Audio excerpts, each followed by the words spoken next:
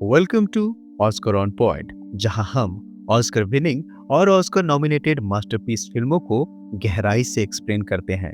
दोस्तों, आज आप एक ऐसी रहस्यमय अंगूठी की कहानी देखने वाले हैं जिसे पहनने वाला पूरी दुनिया पे राज कर सकता है। लेकिन इस अंगूठी के साथ एक भयानक सच भी जुड़ा है, क्योंकि अंधेरे का सबसे खतरनाक राजा इसे वापस पाने के लिए सदियों से इंतजार कर रहा है। और जो भी इस अंगूठी को अपने पास रखता है, उसकी जिंदगी हमेशा के लिए खतरे में पड़ जाती है। लेकिन अब इस अंगूठी को हमेशा के लिए खत्म करने की जिम्मेदारी आ पड़ी है एक छोटे से हॉबिट और उसके साथियों पे, जिन्हें गुजरना होगा रहस्यों, खतरनाक दुश्मनों और मौत से भरे एक खतरनाक सफर से। दोस्तों, अपने शानदार विजुअल्स, दमदार कहानी और बेहतर सिनेमाई अनुभव के दम पे इस फिल्म को अकेडमी अवार्ड्स में कुल 13 नॉमिनेशंस मिले थे, जिनमें से इसने 4 ऑस्कर अवार्ड अपने नाम किए। तो चलिए देर नहीं करते हैं और इस ऑस्कर विनिंग मास्टरपीस की कहानी को गहराई से समझते हैं। आज की फिल्म है the Lord of the rings, the fellowship of the ring. इस कहानी की शुरुआत हजारों साल पहले होती है, जब मिडिल अर्थ की दुनिया में ताकतवर जादुई अंगूठियां बनाई गई थी। इन अंगूठियों को रिंग्स ऑफ पावर कहा जाता था। इनमें से 3 अंगूठियां एल्फ्स को दे दी गई, क्योंकि वे इंसानों से ज्यादा ताकतवर, बुद्धिमान और लगभग अमर थे। 7 अंगूठियां ड्वार्फ्स यानी कि बौनों को दे दी गई, क्योंकि वे एल्फ से थोड़े छोटे और कम शक्तिशाली थे। और 9 अंगूठियां इंसानों के राजाओं को दे दी गई, जो इन दोनों जातियों से कमजोर और ताकत के भूखे थे। लेकिन इस पूरी योजना के पीछे एक बहुत बड़ा धोखा छुपा हुआ था। अंधेरे का स्वामी सौरोन चुपके से एक और अंगूठी बना रहा था, एक ऐसी अंगूठी जो बाकी सभी रिंग्स को अपने अधीन कर सके। इस अंगूठी को कहा गया वन रिंग। सौरोन ने इसे माउंट डूम की आग में बनाया और अपनी शक्ति का बड़ा हिस्सा इसमें डाल दिया। अगर ये अंगूठी उसके पास रहती तो वो पूरी दुनिया पे राज कर सकता था। लेकिन फिर मिडिल अर्थ के लोगों ने उसके खिलाफ युद्ध छेड़ दिया। यह युद्ध बहुत ही भयंकर था। एल्व्स और इंसानों ने मिलकर सौरोन के खिलाफ जंग लड़ी। इस युद्ध में एक इंसानी राजा इसल्डोर ने सौरोन की उंगली काट दी, जिससे रिंग सौरोन से अलग हो गई और इसी के साथ सौरोन की हार हो गई। लेकिन दोस्तों, यहीं पे इतिहास बदल सकता था। अगर इसल्डोर उसी समय उस अंगूठी को माउंट डूम में फेंक देता तो सौरोन हमेशा के लिए खत्म हो जाता। लेकिन इस रिंग की ताकत बहुत खतरनाक थी। उसने इसल्डोर के मन को भी अपने बस में कर लिया और उसने इसे नष्ट करने के बजाय अपने पास रख लिया।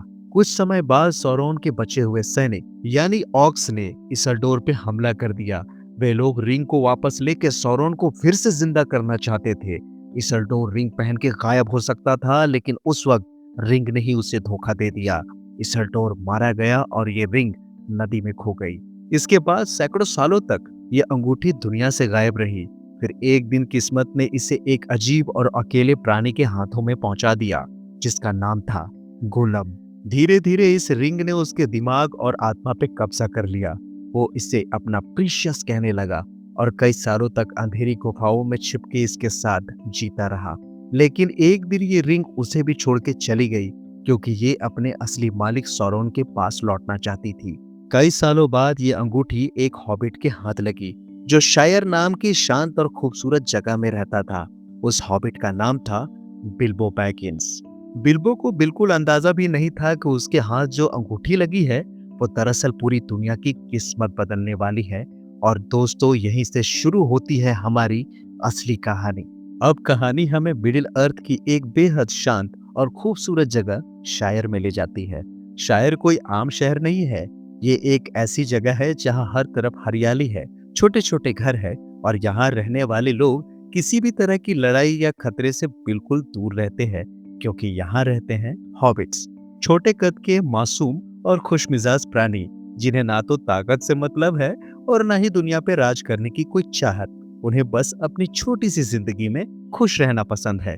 अच्छा खाना, अच्छी नींद और सुकून भरी जिंदगी। और इन्हीं हॉबिट्स के बीच आता है एक रहस्यमय शख्स, गैंडॉल्फ, जो एक जादूगर है। लंबा कद, सफेद दाढ़ी, हाथ में जादुई छड़ी और आंखों में गहरी समझ। वो सिर्फ एक साधारण इंसान नहीं है, बल्कि मिडिल अर्थ के सबसे समझदार और ताकतवर जादूगरों में से एक है।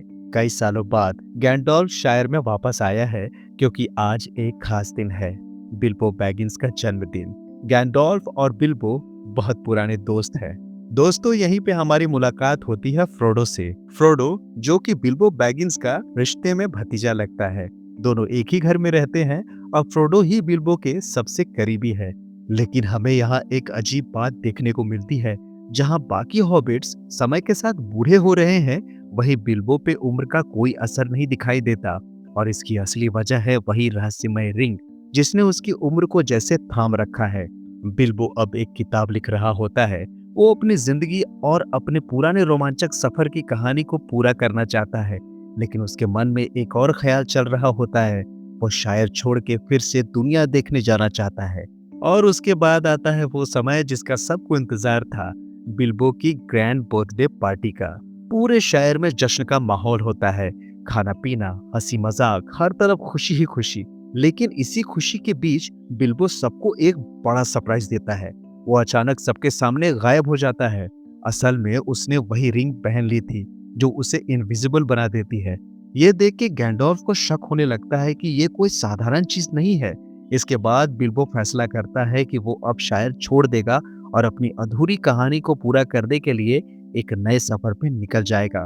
मगर वो उस रिंग को छोड़ नहीं पा रहा होता है। वो उसके लालच और असर में पूरी तरह फंस चुका होता है। गैंडोल्फ उसे बार बार समझाता है, उसके अंदर के डर और लालच को सामने लाता है, और आखिरकार बिल्बो भारी मन से उस रिंग को छोड़ने के लिए तैयार हो जाता है। जाते जाते वो अपनी सारी संपत्ति, बैग एंड नाम का घर और सबसे अहम वो रहस्यमय रिंग फ्रोडो के लिए छोड़ जाता है। और यहीं से कहानी एक नए मोड़ पे आ जाती है।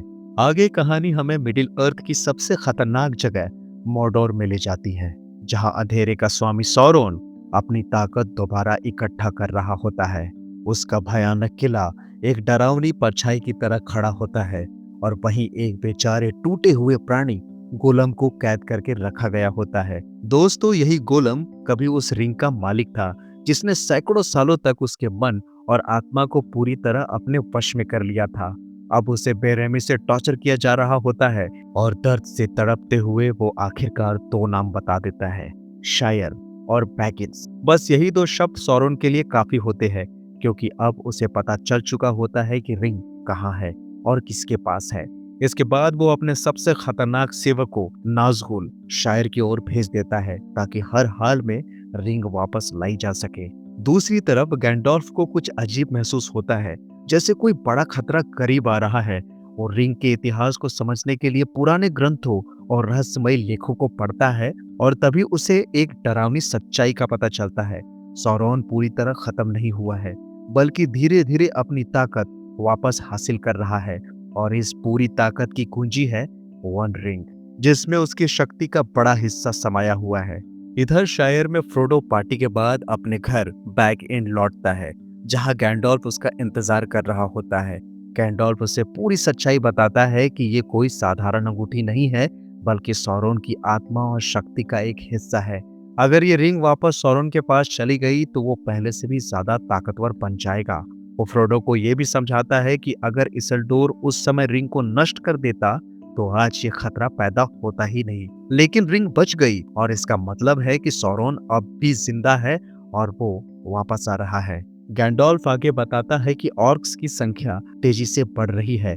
वे हर जगह इस रिंग को ढूंढ रहे हैं, क्योंकि सच्चाई ये है कि रिंग खुद अपने मालिक के पास लौटना चाहती है।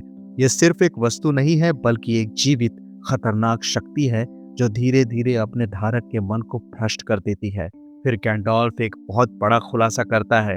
वो काफी समय से गोलम को ढूंढ रहा था, क्योंकि वही इस रिंग के रहस्य की सबसे अहम कड़ी था। लेकिन उससे पहले ही सौरोन के लोग उसे पकड़ चुके हैं, और अब वो सब कुछ बता चुका है, यानी खतरा करीब आ चुका है। ये सुन के फ्रोडो बहुत डर जाता है। वो कहता है, ये रिंग आप रख लीजिए। लेकिन गैंडोल्फ तुरंत मना कर देता है, मैं इसे नहीं ले सकता, इसकी ताकत बहुत खतरनाक है।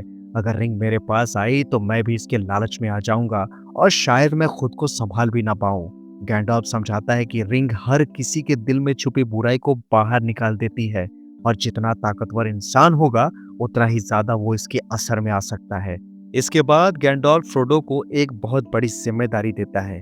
उसे तुरंत शायर छोड़ना होगा और इस रिंग को सुरक्षित जगह तक पहुंचाना होगा, क्योंकि अब शायर भी सुरक्षित नहीं रहा। तभी खिड़की के बाहर छिपा हुआ फ्रोडो का दोस्त सैम ये सारी बातें सुन लेता है। गैंडोल्फ उसे पकड़ लेता है, लेकिन सैम साफ कहता है कि वो फ्रोडो को अकेला नहीं छोड़ेगा, चाहे उसे कितना भी खतरा क्यों ना उठाना पड़े। उसकी वफादारी देख के गैंडोल्फ भी मान जाता है और इस तरह ये सफर अब सिर्फ फ्रोडो का नहीं रहता, सैम भी उसका साथी बन जाता है। इसके बाद गैंडोल्फ अपने पुराने दोस्त सारूमान से मिलने के लिए निकल जाता है, जो एक बहुत शक्तिशाली जादूगर है। वही दूसरी तरफ फ्रोडो और सैम चुपचाप शायर छोड़ देते हैं। रास्ते में उन्हें दो और हॉबिट मैरी और पिपिन मिलते हैं, जो पहले तो मजाक और मस्ती में लगे रहते हैं, लेकिन जब उन्हें असली खतरे का एहसास होता है तो वे भी बिना सोचे समझे फ्रोडो के साथ इस खतरनाक मिशन में शामिल हो जाते हैं। अब ये चारों दोस्त एक ऐसे सफर पे निकल चुके हैं जहां हर कदम पे खतरा है, हर मोड़ पे दुश्मन छिपे हैं और हर पल मौत उनका पीछा कर रही है। तभी रास्ते में एक काला साया घोड़े पे सवार होकर वहां पहुंचता है। ये सौरोन के सबसे खतरनाक सैनिकों में से एक होता है, जिसे नाज़गुल कहते हैं। चारों हॉबिट तुरंत डर के एक पेड़ के पीछे छिप जाते हैं, लेकिन वो साया जैसे ही पास आता है उसे महसूस हो जाता है कि रिंग आसपास ही है। ऐसा इसलिए क्योंकि वन रिंग सीधे सौरोन से जुड़ी हुई है और उसकी मौजूदगी को पूरी तरह छुपाना लगभग नामुमकिन होता है। इसी बीच फ्रोडो के अंदर एक अजीब खिंचाव शुरू होता है, जैसे कोई अदृश्य ताकत उसे रिंग पहनने के लिए मजबूर कर रही हो। वो अनजाने में धीरे धीरे रिंग की तरफ बढ़ता है और लगभग उसे पहनने ही वाला होता है। अगर वो उस पर रिंग पहन लेता तो तुरंत नाज़गुल को उसके सही लोकेशन का पता चल जाता, क्योंकि रिंग पहनते ही फ्रोडो रैथ वर्ल्ड में दिखाई देने लगता है, वही दुनिया जहां सौरोन के सिपाही उसे साफ साफ देख सकते हैं। लेकिन ठीक उसी वक्त सैम समझदारी दिखाता है और फ्रोडो को रोक लेता है। खतरे को समझते ही चारों हॉबिट वहां से भागना शुरू कर देते हैं और पीछे से वो काला साया उनका पीछा करने लगता है। भागते भागते वे एक नदी के किनारे पहुंचते हैं, जहां उन्हें एक नाव दिखाई देती है। बिना समय गवाए चारों उसमें कूद जाते हैं और तेजी से नदी पार करने लगते हैं। नाज़गुल किनारे पे खड़ा रह जाता है, वो उन्हें पकड़ नहीं पाता।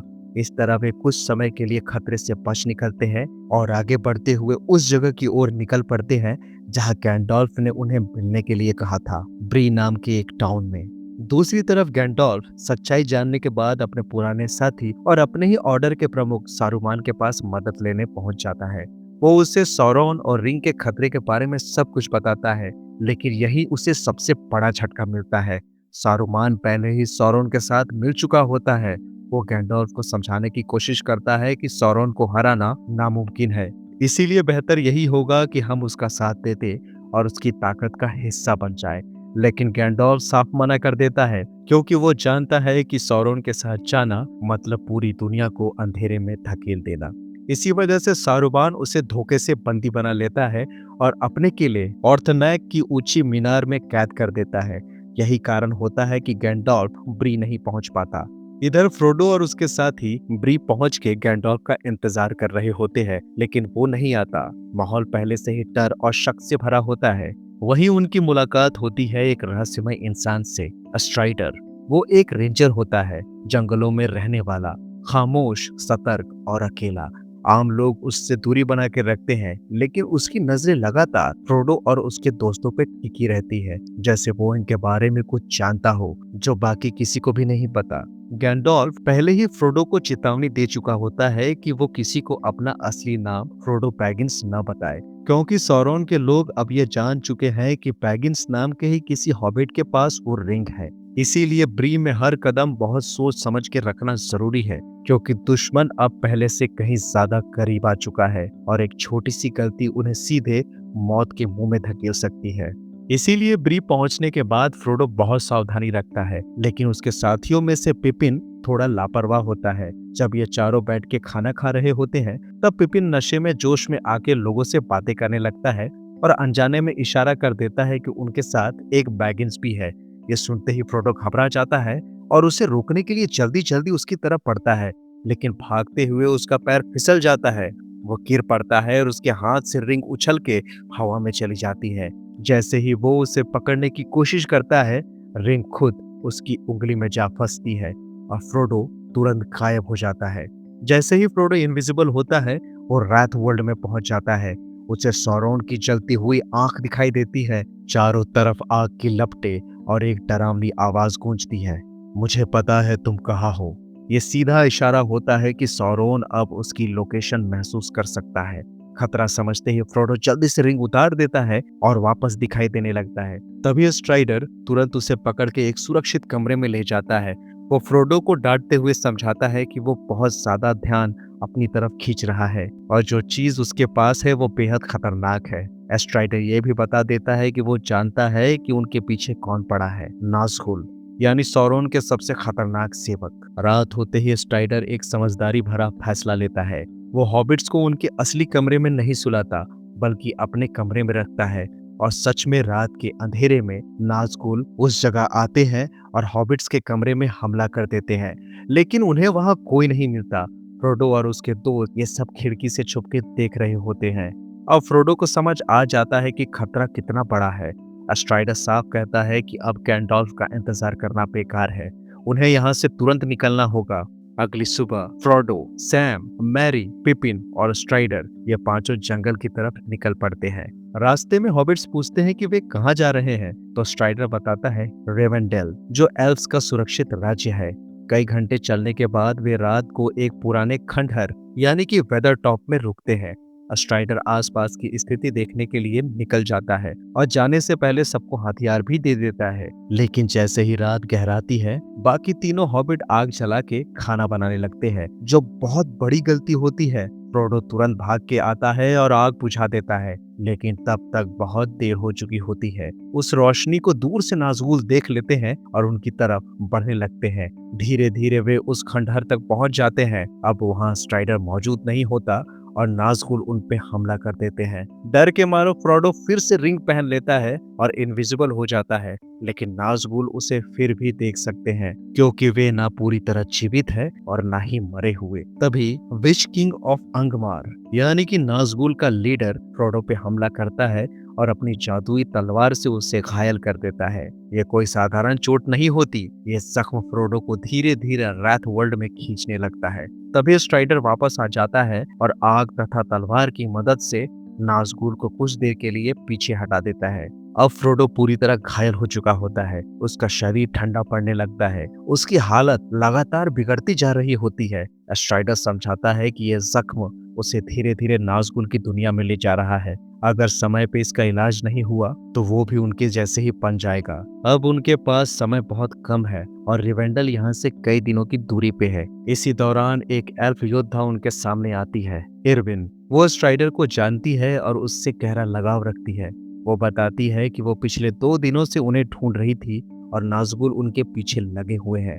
फ्रोडो की हालत देख के वो फैसला करती है कि उसे तुरंत रिवेंडेल ले जाना होगा, जहां उसके पिता एलरॉन्ड उसका इलाज कर सकते हैं। स्ट्राइडर उसे चेतावनी देता है कि नाज़गुल पास ही है, लेकिन एरविन आत्मविश्वास के साथ कहती है कि अगर वो नदी पार कर लेती है तो नाज़गुल उसका कुछ बिगाड़ नहीं पाएंगे। इसके बाद वो फ्रोडो को अपने घोड़े पे बिठा के तेजी से रिवेंडेल की ओर निकल पड़ती है। पीछे से सारे नाज़गुल उसका पीछा कर रहे होते हैं, लेकिन आखिरकार एरविन नदी तक पहुंच जाती है और उसे पार कर लेती है। नाज़गुल भी उसके पीछे पीछे नदी में घुसते हैं, लेकिन तभी एरविन नदी से प्रार्थना करती है और जादुई बाढ़ आ जाती है। तेज लहरें उठती हैं और उन पांचों को बहाकर ले जाती है। इस तरह फ्रोडो एक बार फिर से बच जाता है और इसी के साथ वो सुरक्षित रूप से रेवेंडेल पहुंच जाता है। रेवेंडेल में एरविन के पिता लॉर्ड एलरॉन्ड फ्रोडो का इलाज करते हैं और उसे मौत के मुंह से वापस ले आते हैं।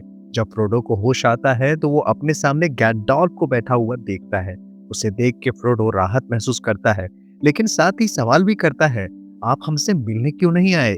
हम आपका इंतजार कर रहे थे। इसके बाद गैंडॉल्फ उसे पूरी कहानी बताता है कि कैसे वो सारुमान के पास गया था, कैसे सारुमान पहले ही सौरोन के साथ मिल चुका था और कैसे गैंडॉल्फ को ऑर्थनेक की मीनार में कैद कर लिया गया था। गैंडॉल्फ बताता है कि वो किसी तरह वहां से एक विशाल ईगल की मदद से बचकर निकला और अब यहाँ पहुंचा है। साथ ही हम वहाँ बिल्बो को भी देखते हैं, जो कि अपनी किताब रिवेंडल में रह के ही पूरा कर रहा होता है। अब जब फ्रोडो और उसके दोस्त रिवेंडेल में सुरक्षित होते हैं तो उन्हें लगता है कि वे रिंग को एल्फ्स को देके वापस अपने घर शायद लौट सकते हैं, लेकिन मामला इतना आसान नहीं होता। जब गैंडॉल्फ एलरोड से बातें करता है तो एलरॉन्ड साफ मना कर देता है। वो कहता है कि एल्फ्स अब मिडिल अर्थ छोड़ने की तैयारी में है, क्योंकि ये दुनिया अब सुरक्षित नहीं रही। गैंडॉल्फ सुझाव देता है कि इंसानों की मदद ली जानी चाहिए, लेकिन एलरॉन्ड को इंसानों पर भरोसा नहीं होता। वो कहता है कि इंसान कमजोर है और आज जो भी संकट आया है उसकी जड़ भी इंसान ही है। एलरॉन्ड फिर पुरानी घटना को याद करता है। वो बताता है कि वो उस समय मौजूद था जब सौरोन की हार हुई थी और इसल्डोर ने उसकी उंगली काट के रिंग हासिल की थी। एलरॉन्ड उसे माउंट डूम तक लेकर गया था, जहां रिंग को बनाया गया था और जहां इसे नष्ट किया जा सकता था। उसने इसल्डोर से कहा था कि वो रिंग को उस जलते हुए लावा में फेंक दे ताकि सौरोन हमेशा के लिए खत्म हो जाए, लेकिन इसल्डोर ने उसकी बात नहीं मारी। उसी के एक फैसले ने इतिहास बदल दिया। राजाओं का पतन शुरू हो गया और इंसान धीरे धीरे कमजोर होते चले गए। अब इस खतरे का सामना करने के लिए रिवेंडेल में एक बड़ी काउंसिल बुलाई जाती है, काउंसिल ऑफ एलरॉन्ड, जहां मिडिल अर्थ के अलग अलग जातियों और राज्यों से प्रतिनिधि आते हैं। यहीं पर एक और बड़ा सच सामने आता है। स्ट्राइडर का असली नाम एरागॉन होता है। वो गोंडोर के राजाओं का असली वारिस होता है, यानी इसल्डोर का वंशज। हालांकि एरागॉन खुद इस राजगद्दी को पाने में कोई दिलचस्पी नहीं रखता। काउंसिल में सभी इस बात पे बहस करने लगते हैं कि रिंग का क्या किया जाए। कोई कहता है इसे इस्तेमाल करो, कोई कहता है इसे छुपा दो, लेकिन अंत में ये साफ हो जाता है कि इस रिंग को सिर्फ एक ही जगह नष्ट किया जा सकता है, माउंट डूम, जहां इसे बनाया गया था। लेकिन वहां तक जाना बेहद खतरनाक है और किसी को भी इस जिम्मेदारी को उठाने की हिम्मत नहीं होती। इसके अलावा किसी को किसी पे पूरा भरोसा भी नहीं होता है। तभी फ्रोडो आगे आता है और कहता है, मैं इस रिंग को माउंट डूम तक ले जाऊंगा। हालांकि उसे रास्ते का पता नहीं होता, लेकिन वो ये जिम्मेदारी लेने को तैयार हो जाता है। उसके इस फैसले के बाद एक फेलोशिप बनती है। गैंडॉल्फ, एरागॉन, बोरोमीर, लेगोलास, गिमली और फ्रोडो के 3 हॉबिट दोस्त सैम, मैरी और पिपिन, कुल मिला के ये 9 लोग इस मिशन पे निकलते हैं रिंग को नष्ट करने के लिए। इधर दूसरी तरफ सौरोन की सेना भी तेजी से तैयार हो रही होती है और इस सेना को मजबूत बनाने में सबसे बड़ा हाथ सारुमान का होता है, जिसने गैंडॉल्फ को कैद किया था। सारुमान को पता चल चुका होता है कि ये फेलोशिप रिंग को नष्ट करने के लिए निकल चुकी है। जब ये बर्फीले पहाड़ों के रास्ते माउंट डूम की ओर बढ़ने की कोशिश करते हैं तो सारुमान अपनी ताकत से एक भयंकर तूफान खड़ा कर देता है। तेज हवाएं, बर्फ और पत्थरों की बारिश, जिसकी वजह से उनका रास्ता पूरी तरह बंद हो जाता है। अब उनके पास आगे बढ़ने का कोई रास्ता नहीं बचता। ऐसे में उनके सामने एक ही विकल्प बचता है, पहाड़ के नीचे से जाना, यानी मोरिया की खदानों के अंदर से गुजरना। ये वही जगह है जहां कभी ड्वार्फ्स रहते थे, लेकिन गैंडॉल्फ इस रास्ते से जाने के खिलाफ होता है, क्योंकि वो जानता है कि मोरिया के अंदर सिर्फ खाली खदानें नहीं है, वहां कुछ और भी है, कुछ बहुत पुराना, बहुत खतरनाक। गैंडॉल्फ कहता है कि यह फैसला रिंग बेरर को लेना चाहिए और अंत में फ्रोडो फैसला करता है कि वे मोरिया की सुरंगों के रास्ते ही आगे बढ़ेंगे, क्योंकि उनके पास कोई और रास्ता नहीं बचता। वे जैसे ही अंदर प्रवेश करते हैं, चारों तरफ गहरा अंधेरा छाया होता है, इतना घना कि कुछ भी दिखाई नहीं देता। तब गैंडॉल्फ अपनी जादुई छड़ी जलाता है और उसकी रोशनी से सबको रास्ता दिखाते हुए आगे बढ़ता है। जैसे जैसे वे सुरंगों के अंदर गहराई में जाते हैं, रास्ते और भी उलझे हुए हो जाते हैं और एक समय ऐसा आता है जब गैंडॉल्फ खुद भी सही रास्ते को लेके असमंजस में पड़ जाता है। तभी फ्रोडो को एक अजीब सा एहसास होता है, जैसे कोई उनका पीछा कर रहा हो।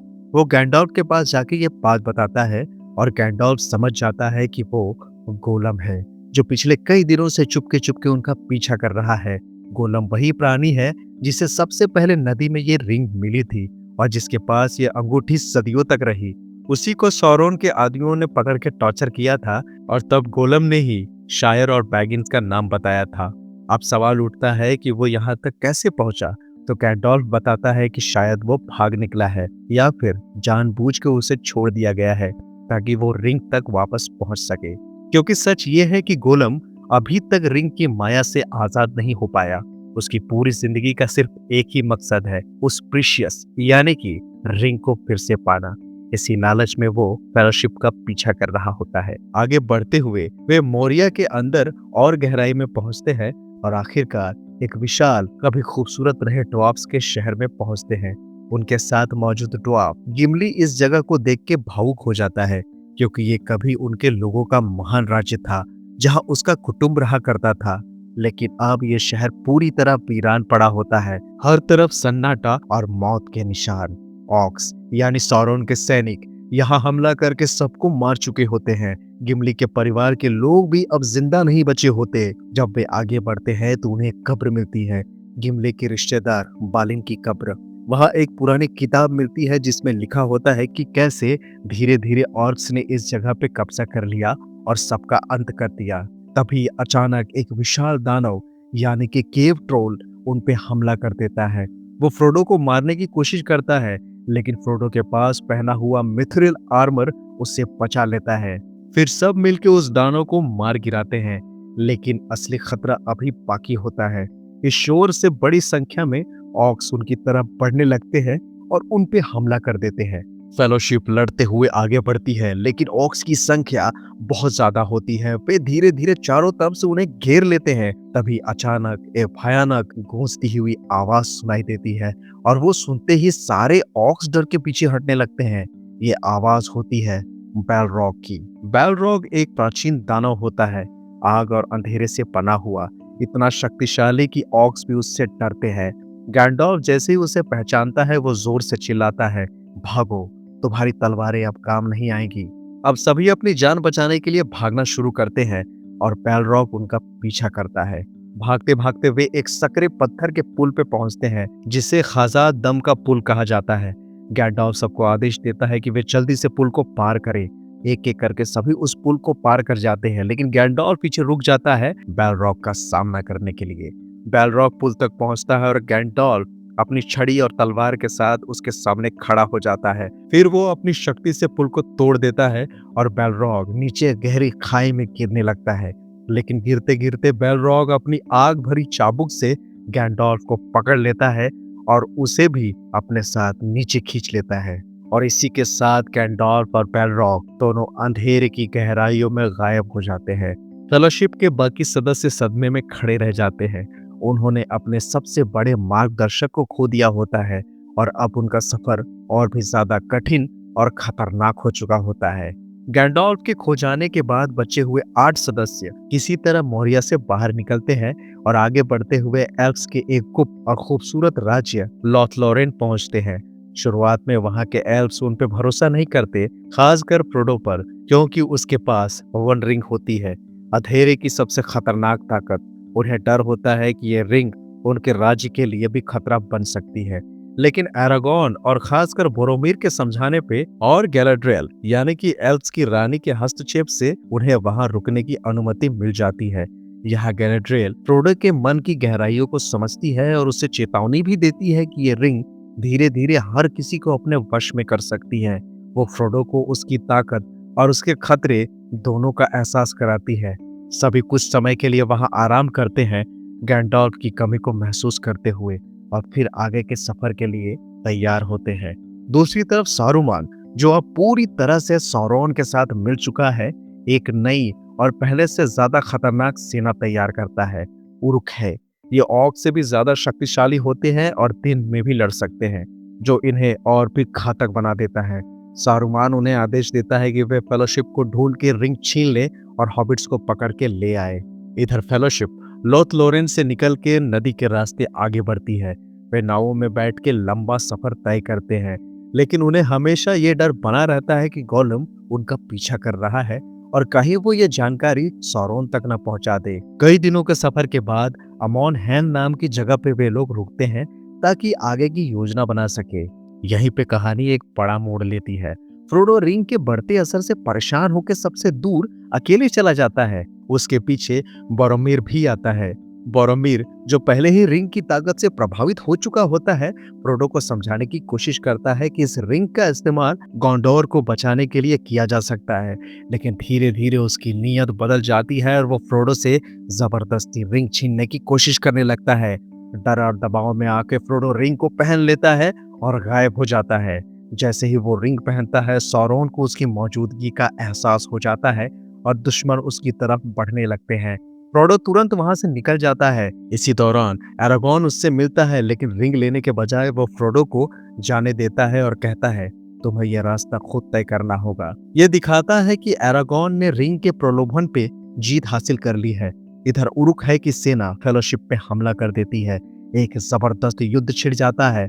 बोरोमीर, जिसने कुछ समय पहले ही गलती की थी, अब वो अपनी जान की परवाह किए बिना मैरी और पिपिन को बचाने के लिए लड़ने लगता है।